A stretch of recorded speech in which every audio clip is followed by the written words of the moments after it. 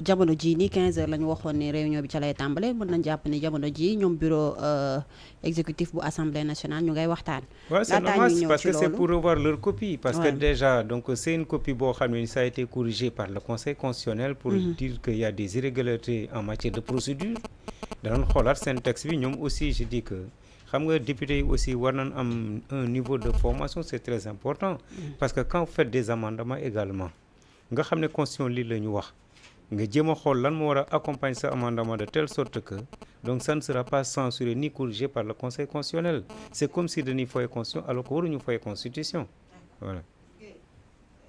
dogalu conseil constitutionnel bi jëm ci annulation wu votu Pastef bi du wone un tout petit peu ba ay manquement ci doxalinu ñi nga xamante ne ñoo di député Pastef yi ndax tey ñoo ngi gis kenn ci avocat wu Sonko Ousmane Sonko yi di Abdi Ndiaye mu ngi laaj pourquoi Pastef du consulter ay avocat am peut-être ñi nga xamante ne seen xam-xam jëm na ci wàllum yoon ak yi di mel donc est-ce que waruñu di xoolaat bu baax a baax li nga xamante ne moom la ñuy togg bu ko defee buñ ko joxee yeneen yoon mu bañ a am rectification yi ni mel.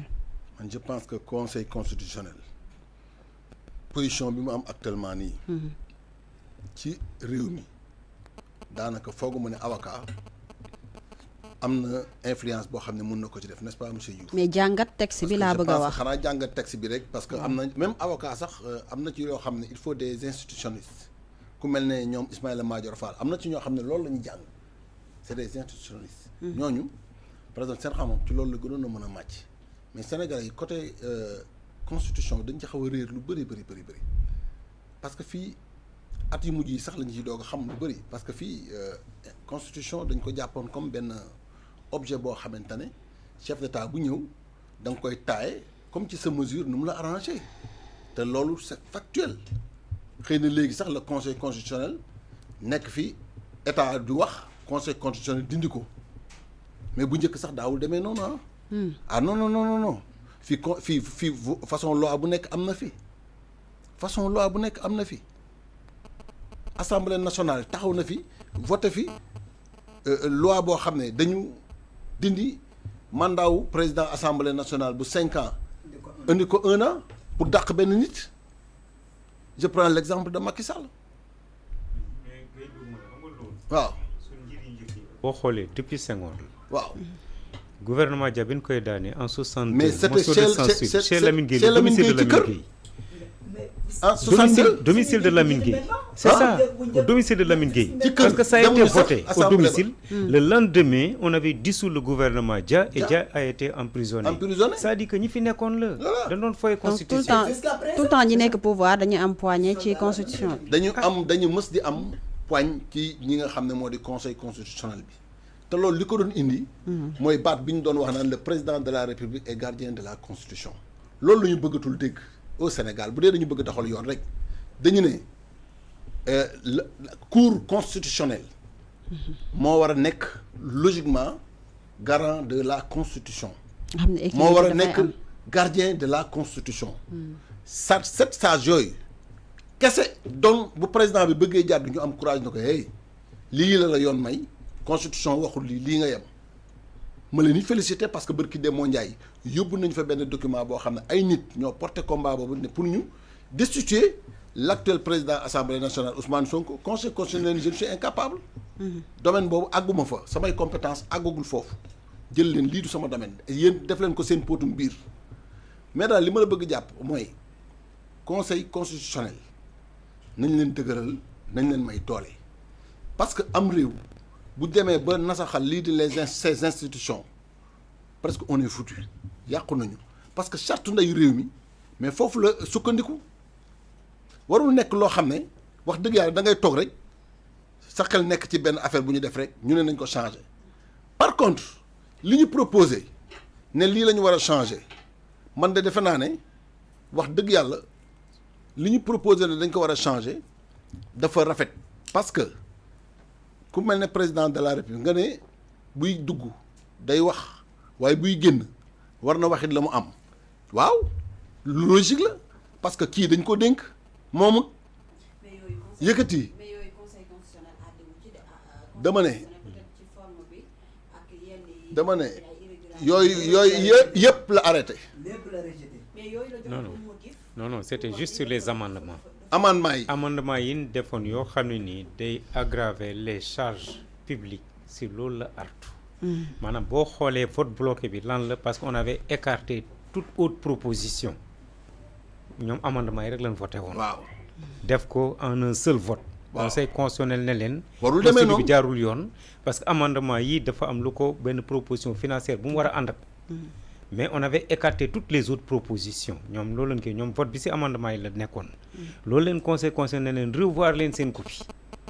donc foofu la kii woon loolu moo indi vote. la décision mooy c'est contraire à la constitution. Maintenant c'est rejeté. mais ndax lépp la rejeté wala d'ici. waaw mais effectivement c'est le texte. révision texte bii la ñu rejeté. mais parce que dafa am ay irrégularités. waaw léegi nag loolu mënuñu wax ni benn partie la lépp la ñu rejeté désormais. léegi par exemple bu fekkee deuxième lecture dafa am ñu dindi ci yooyu par exemple lu ci mel ni dépenses yi nga xam ne dépenses publiques yi ñu wax ni amul lu koy compenser. tey jii bu fekkee dañu defaat lecture deuxième lecture ñu andiwaat lenn loo xamante ne peut-être bu ñu créer organe buy organiser élection am na beneen loi boo xam ne voté nañ ko buy compenser maalum financièrement mbir mi tey jii bu delluwaatee foofu.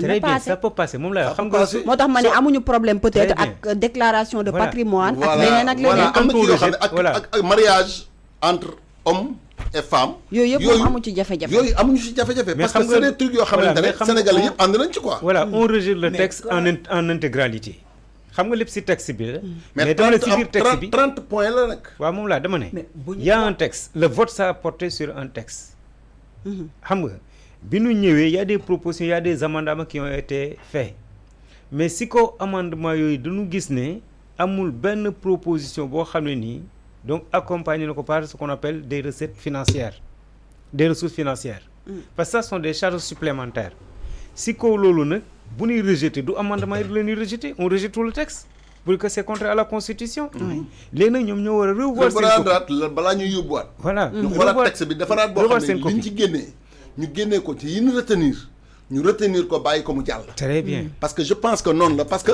ñoom dañu bind conseil constitutionnel lii ni ngeen ko bindee defeewul noonu wareewul defe ni bii duñ ko laal bii waruñu ko laal bii waruñu ko laal mais comme yëpp ñëpp dañ benn texte la ñu joxandoo ko conseil constitutionnel du fi nekk naan bii laay jël. bii laay jël da leen ne lii ngeen ma indil xoolaat leen ko ngeen defaraat ko bii baaxul. delloo leen ko léegi nag ñoom mën nañu jëlaat li ñu def reprendraat ko.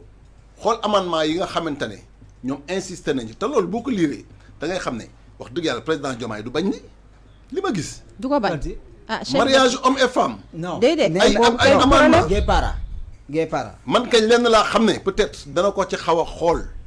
te waxu ci mooy kees gu ñuul gi nga xamante ne dañ na ko booy dugg waxal la nga am waaye booy génn waxal la nga fi fekk man daal foofu moom xaw a jaaxal.